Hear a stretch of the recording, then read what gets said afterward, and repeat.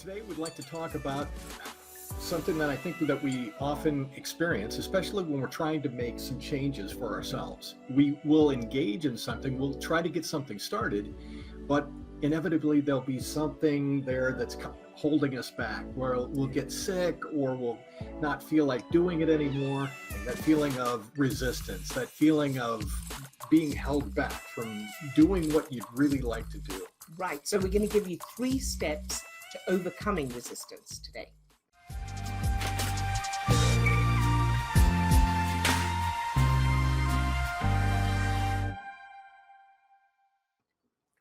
So before we get into the steps, we want to talk about what resistance is. And so for most of us, you start out, whether it's, starting a new exercise routine or learning an instrument or doing anything new. And for most of us, it goes along quite well to begin with. And then we hit a point where we either give up because we've lost interest, or we get distracted, or we get, I'm too tired, I don't have enough time, this doesn't work anyway, all of those kind of things. And we're going to be referring specifically to making self-improvement. But this goes for a lot of things. It goes for getting fit and all kinds of things. So one of the main things to sort of understand is that in the background, your subconscious is designed to keep you safe by keeping you the same because you're still alive now. So when you, for example, start a new exercise routine and you get to a certain point, it's just before that tipping point, just before you cross over into core changes, that your subconscious goes, oh, hold on a second, you will no longer be who you were, and the change, it sees the change as dangerous, so it will do whatever it takes to hold you back from, and so that's what we experience as self-sabotage. And if I can just jump in with that, as you're trying to make changes internally or mindset wise, and if your normal homeostasis state is one of anxiety, that there's some level of anxiety, either a low or a high grade anxiety going on, and if that feels normal, and you're trying to move to a different state, you're trying to move to happiness or calm or ease or freedom or whatever it is that you're trying to move toward, that feels very different on the inside. And your subconscious is aware that you're moving to a different state, and it doesn't feel normal. It doesn't feel like that homeostasis.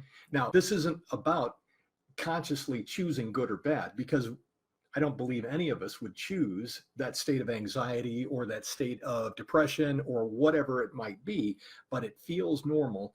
And that's what our subconscious is trying to keep us, right, where it's trying to keep us. That's right.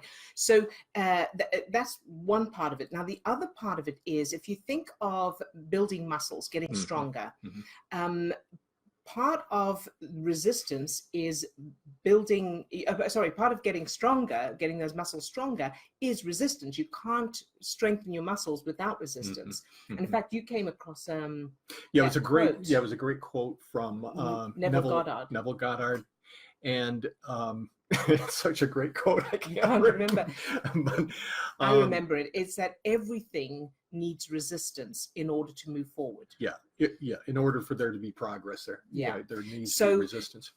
So in order to move, everything needs resistance in order to move. And when we first heard that quote, we kind of were going, is that true though? Does everything need resistance to move? And we couldn't think of anything that doesn't need resistance to move, actually. So whether it's gravity or pushing against something, so everything needs resistance to move. And in order to get stronger, in order to progress, and in order to develop inside ourselves, there will always be resistance to overcome, because you're changing core parts of yourself. So these 3 steps. Step one is recognizing resistance for what it is, which is a sign of progress. So if you start by recognizing, when, like, let's say you're doing a new meditation, or you're doing our stuff, the stuff we teach, and you think, oh, I don't feel like doing it, or I'm too tired, or it's not working, or I'm, too busy, whatever it is, recognize that as a sign that you're close to change, because that's why you've got the resistance, because you're getting too close to core change. So step one, reframe. Right. How you're defining resistance. And see it as a good sign. Yeah, so I know when my son, my sister and I, we used to congratulate each other when anything, so we'd be working on ourselves and making progress and everything and doing these things, and then, all hell would break loose. Like we'd lose a wallet, or somebody, we'd get sick or fall or whatever. And we go, yes, well done, because we knew that we were that those were signs of being close. So step one is recognize it for what it is, as progress. Step two is a step back. So step two is take a step back, and that means get some perspective and take it easy. So don't push through it. So it's not, there's you don't have to either push through it or give up. There's that thing of just stepping back and going, okay, I'm going to take a moment. And the equivalent is when you are doing physical training, when you're trying to strengthen your muscles. So you'll do the training, and then you'll take a day's rest for your muscles to recover. And this is the same thing. So it's take a recovery moment. So when you feel that resistance, recognize it. Okay, so this is a sign of progress. Now I'm going to take a moment. I'm going to take some time of recovery where I'm not going to do anything I don't have to do. So take it easy on yourself. Give your brain time to process the changes. Right. So I'm having a Star Trek reference moment. Oh, good. So, and I'm going to change it up. So instead of the Borg, resistance is futile. Resisting resistance is futile. Yes. So don't fight. Don't fight against the resistance. Back away from it. Surf the resistance. That's it. Surf the resistance. Oh, I like that. Surf the resistance. There you go. All right. And then step three is gently do it anyway. So if we're using the analogy of strengthening your muscles. So you'll do the workout routine, then you'll feel the sore muscles, which is the resistance. Yeah. You'll recognize it. So sore muscles is a sign of progress. That means my muscles are going to be getting stronger. And I'll take a step back in that I'll take a recovery day to give my muscles time to recuperate, recover. And then I will go back to gently doing it anyway. So after the recovery period, I'm not going to just stop doing it. I'm going to go back and I'm going to continue, but carefully. So the same thing with the internal, with the self-development work. Recognize I'm feeling more irritable. I feel worse. I feel upset. This doesn't work. I'm too tired. I don't have time. All of that. Recognize and go, okay, so this is probably a sign of progress. So that's step one.